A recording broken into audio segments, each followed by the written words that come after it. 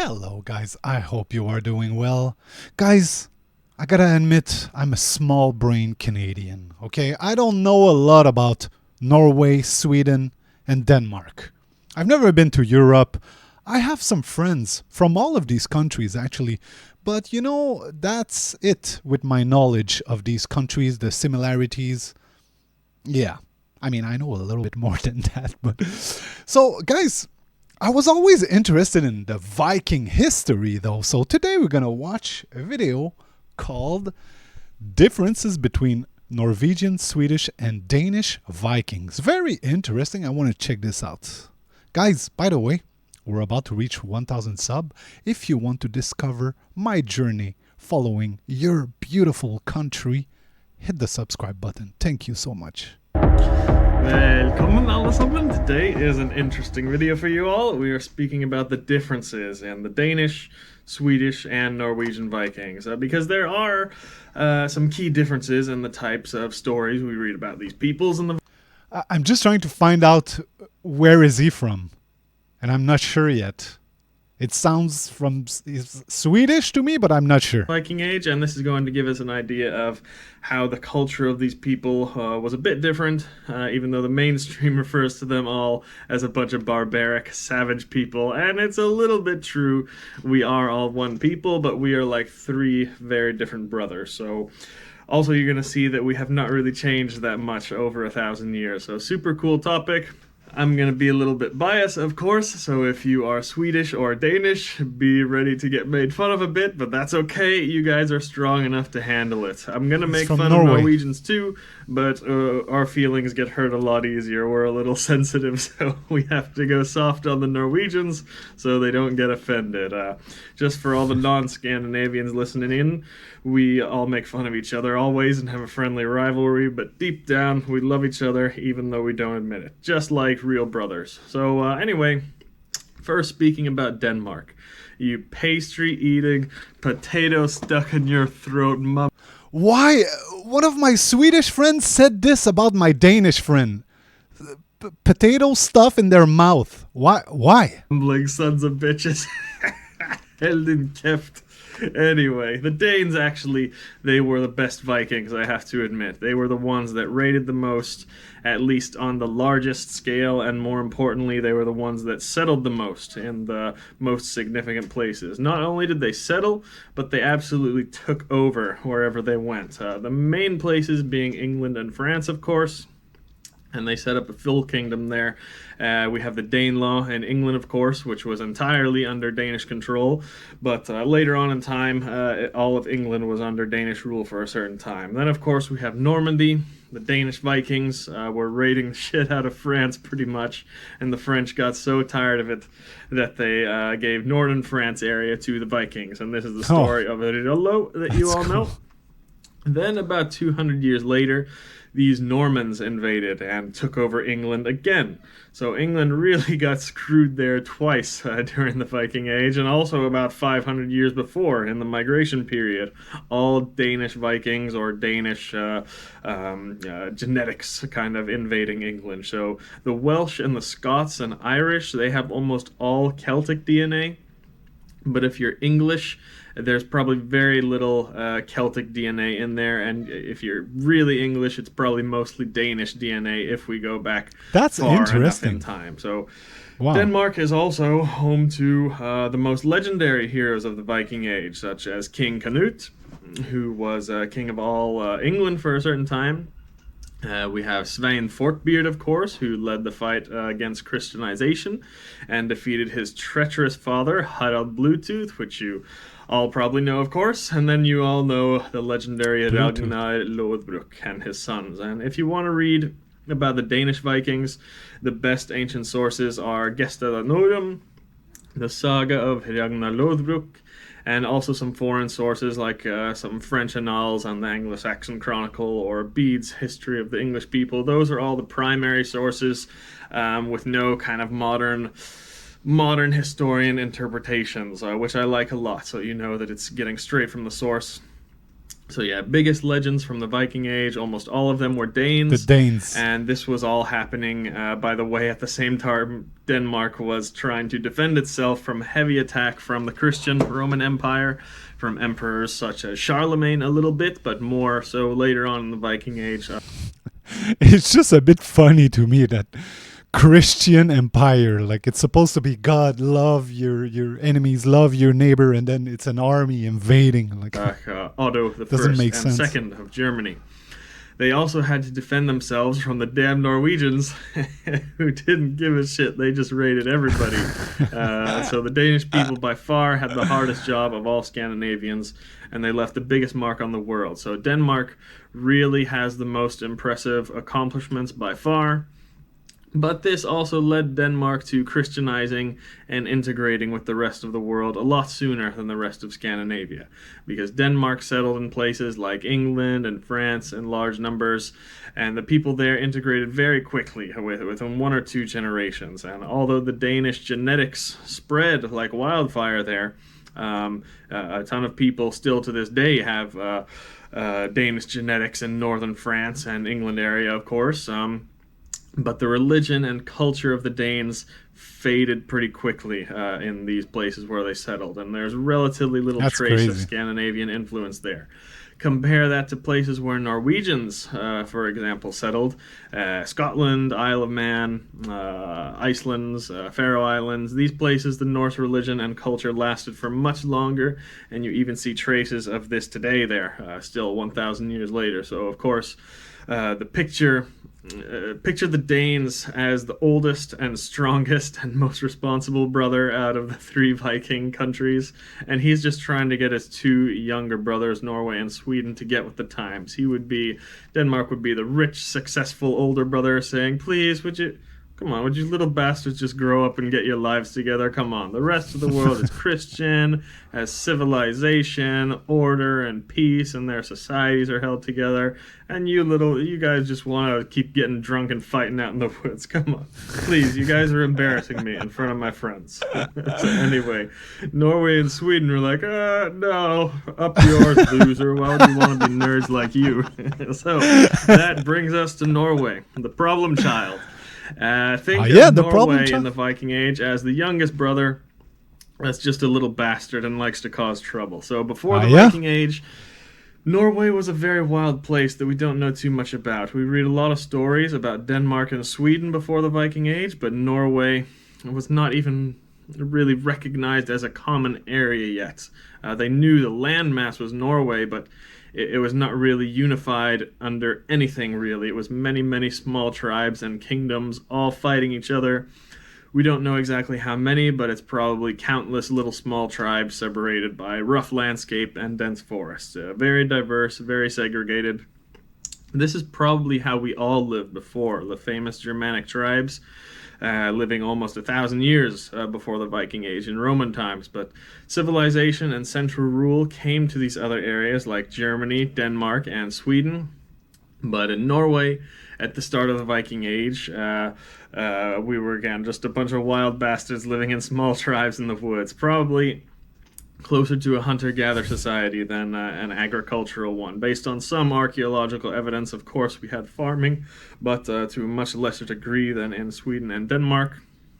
Then that all came to an end in the Viking Age. First, it was our first king who came around to unify the country. This is Harald Fairhair that you all know, and this is really the most significant event in the history of Norway that has shaped us for 1,000 years to come, because there was a clear split. We were a wild and untamed people for thousands of years, and then a king comes in and puts everyone under unified rule. Now, it's important to say here, anyone who has read some of the sagas, Harald Fairhair was not that bad of a guy.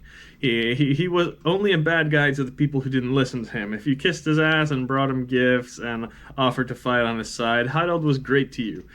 He would give you freedom, he would give you land, he would make sure you were all taken care of. Yeah, we can say this about many other many other bad people. I won't say names here, but just imagine.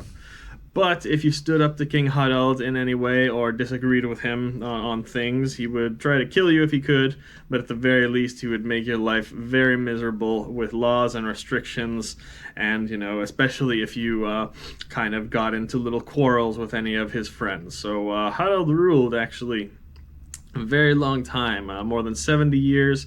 That's almost half the Viking Age right there, and his sons were not much better than him. Half the Viking Age? So how many years was the Viking Age? Like 150 years, something like this? After that, and they were all very oppressive too. So the result is anyone with any balls in the Viking Age left Norway, settled in Iceland, Scotland, Ireland, Greenland, and many other places. Anyone who really valued freedom in the Viking Age left Norway. This is exactly what's happening today in Norway too, but I'll get into that in a minute. So, what else can we say about the Norwegian Vikings? These were explorers and raiders primarily. The Danes were the settlers and invaders. So they came in a lot larger forces, raided big places like Paris and York, things like that. They settled in much larger numbers. Norwegian Vikings, they were in smaller raiding parties, and they raided everywhere. They really didn't give a shit. They would raid in the next town over. They would raid their neighbors if they wanted to. And these raids by Norwegians and Icelanders, you're not going to read about in most of the mainstream history books and chronicles like you would about the larger Danish raids. But if you read some of the lesser known sagas, the Norwegians raided much, much more and really terrorized a lot more of the smaller villages and towns, even though a lot of these, they were non-violent altercations, a lot of them, and definitely not the pillage and rape and burn stories you hear in the mainstream. The best sources to read about the Norwegian Vikings is for sure any of the Icelandic sagas, and also most of the later sagas in Heimskringla about the Norwegian kings. But yeah, again, the Danes, they're the big, responsible older brother. Norwegians is the young, wild brother. The reasons for these raids are very complicated, and they're due for many, many different reasons that I will go into in another video. And the Scandinavians raided long, long before the Viking Age. But to speak about the main difference at this time, the Danes had a major population growth at the time, and they simply needed more food and space for their people to live in, and that's why they settled in much larger numbers.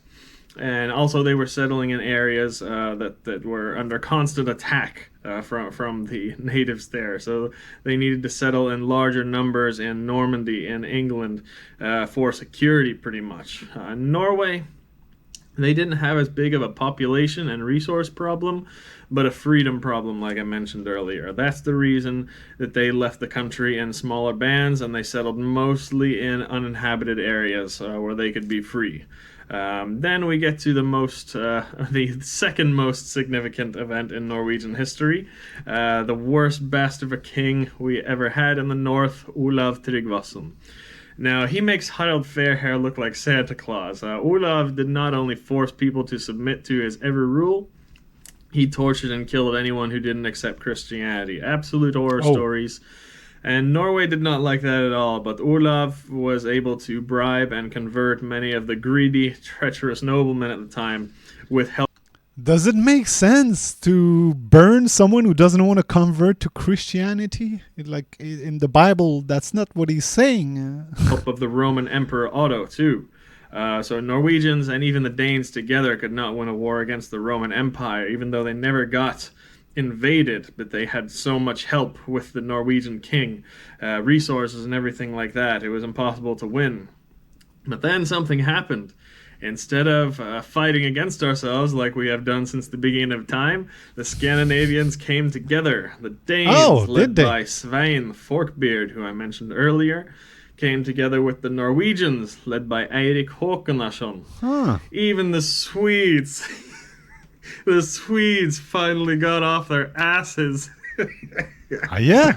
Why? The Swedes were lazy? Asses, led by their king Olav Skøtkunik, and we all three came together and had the greatest battle we have ever had in Scandinavia, called the Battle of Svolder, where all the pagans in Scandinavia met Olav Tryggvason and his forces at sea. and they absolutely destroyed him. King Oh, Olav had the support that's and finance of the interesting. Roman Empire, and still they did not even stand a chance against a united Huh. Scandinavia. No army ever stands a chance against a united Scandinavia in their own home, which is why they tried to divide us and use our own treacherous rulers to keep us down. Again, just like they're doing today. So one more thing about this battle that will give us an idea of the differences between these countries is a few quotes I'll share with you here. When Olav knew that he was surrounded by armies from Denmark, Norway, and Sweden, and here we go, the Danes. This is what King Olav said. These forest goats will not overcome us. The Danes have the courage of goats. We will not fear that force because Danes have never carried off a victory if they fought on ships. And that's kind of true. The Danes were great warriors. They won a lot of battles, but anytime it was a naval battle at sea, they lost, even in Paris. So they were not good sea fighters. Then Olaf sees the Swedes and he says, "Oh, the Swedes! They will have an easier and more pleasant time licking their sacrificial bowls than boarding the Long Serpent in the face of our weapons and succeeding in clearing our ships. I expect that we will not need to fear those horse eaters." But then King Olav sees the Norwegian, Eirik Håkonason, sailing in with his men, and he says, "Ah, shit." And he then realizes that they are in for a hard battle because they are Norwegians like us. So here we Huh. go, King Olav vastly outnumbered, yelling salts at the in the Danes and Swedes and not threatened at all. But when he sees the Norwegian, he tells his men, "No, forget about the Swedes, get the Really? Norwegians. Don't worry about the Danes, get the Norwegians." So there you have it. The Danish were the oldest brother and most mature and adapted to the new world. The Norwegians were the youngest brother that was the wild child and everyone was really scared of. And the Swedes, they were the middle child that just liked to sit on their asses and party and find their spirituality, just like a bunch Hey, Swedes and Canadians are very, are more similar than I thought, right? of hippies, just like Swedish people today. I'm bullying Swedish people too much, but I'm kidding. I'm going to tell you why, though, this was a great thing. And really, the Swedes are, in fact, the most important out of all of us. And it's because they played the most valuable role in the preservation of our religion and culture. So, the Swedes in the Viking Age, we don't find much information about their deeds in the sources. We have dozens of sagas, really thousands of pages that document the actions of Norwegian and Danish Vikings, but not a whole lot about the Swedes. Of course, the Swedes did things. They weren't just sitting on their asses for 200 years.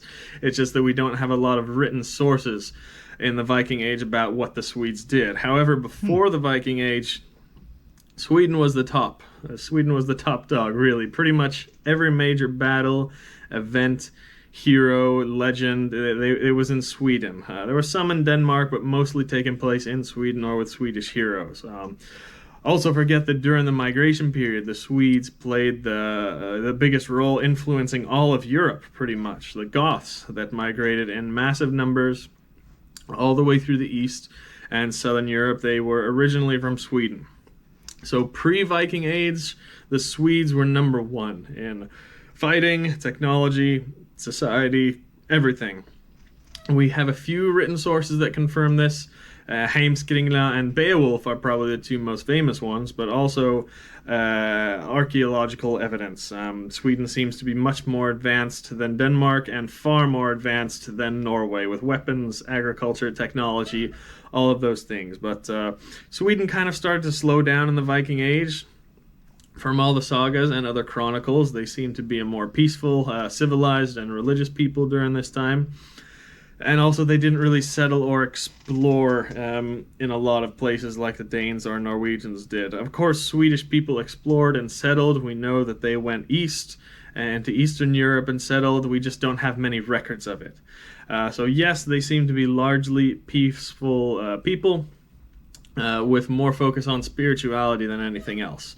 As I mentioned earlier, King Olav has said this as well, and a couple of other sources, such as Adam of Bremen with his description of Uppsala, and also Ibn Fadlan writing about the Rus Vikings, who were in the east, who we think were Swedish. So the Swedes were definitely the ones who kept the strongest tradition of pagan worship and practice, much more than the Norwegians and Danes. The Norwegians and Danes kind of let their native spirituality go, but Sweden definitely kept that tradition going strong. Also, in archaeology, we find clues about this. Most of these little statuettes and rune stones and graves that we're able to learn a lot from, they're found in Sweden. Also, we find lots of evidence of travel and trade with the East in Sweden, such as this Buddha statue and the Relinge statuette, which was probably inspired by Eastern spirituality. So it's very possible that the Swedes traveled to the East and brought some of this more Eastern type of spirituality home with them and kind of calmed down from all the fighting and raiding. So also, more spiritual. The fact that Sweden remained pagan quite a lot longer than Denmark and Norway. Even then, there is a lot of evidence that paganism continued a lot longer unofficially in Sweden than anywhere else. And this is the reason why I'm so happy the Swedes were like this in the Viking Age, because most of the existing sources and evidence that we have about pagan, like actual pagan practice, comes from Sweden.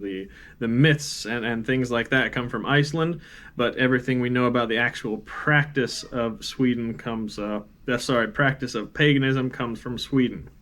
And thanks to this, we have records of how we can practice accurately today. So from archaeological finds, burials, rune stones, written sources like Adam of Bremen and Ibn Fadlan, law codes, folk tales, these are all mostly from Sweden. And really also very important that we forget is the grimoires, or svarteböcker as they're called. These books document different magic practices and folk traditions. We find them starting in the 1500s, but most of these practices are much, much older and can be dated back to pagan times. So for us, the practice and religion of the Vikings, we honestly owe about 90% of our thanks to Sweden.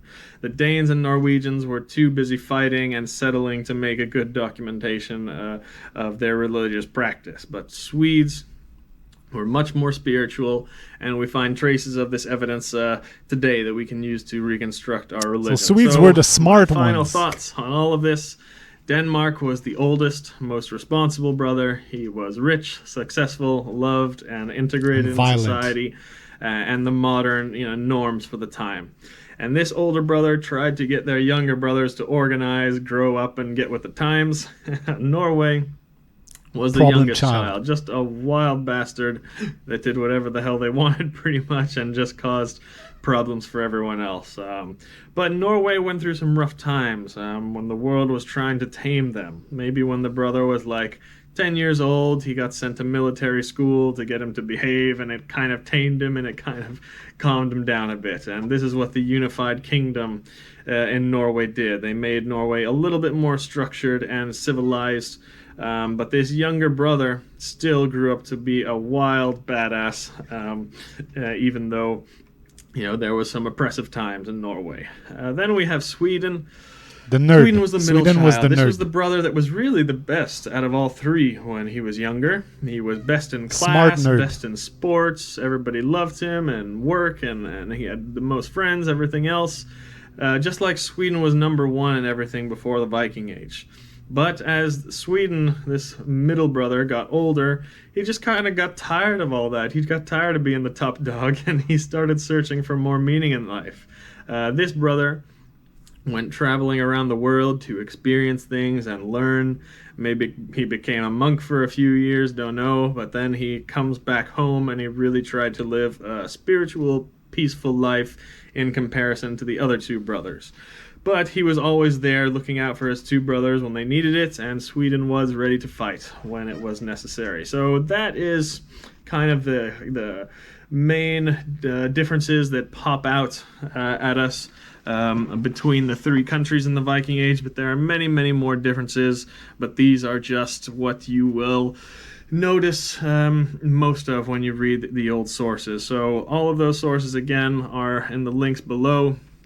And hope you enjoyed this video, and it gives you a bit of things to go on. So that's all for today. Vi ses nästa gång. Island boy. I like the way he describes it like I'm 5, you know, like I'm 5 years old.